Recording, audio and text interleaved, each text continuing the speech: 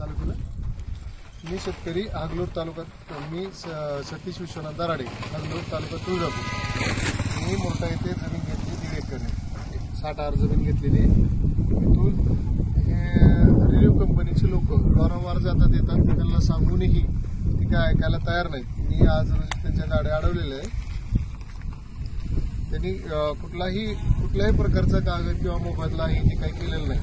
माझी डॉक्युमेंटली जमीन ही म्हणजे लिगली आहे, करार करून करार वगैरे काय कुठला केलेला नाही। त्यांनी कुठल्या संमती नाही, काय नाही, काही नसताना त्यांनी आपल्या इथं त्रास द्यायला लागले आणि दामदूम करून प्रत्येक वेळेस हे करतात। मी माझं गाव हागलोर असल्यामुळं इथं काय एवढं माझं हे नाही, त्याच्यामुळं ते मला सारखं दामदूम करून हे जातात।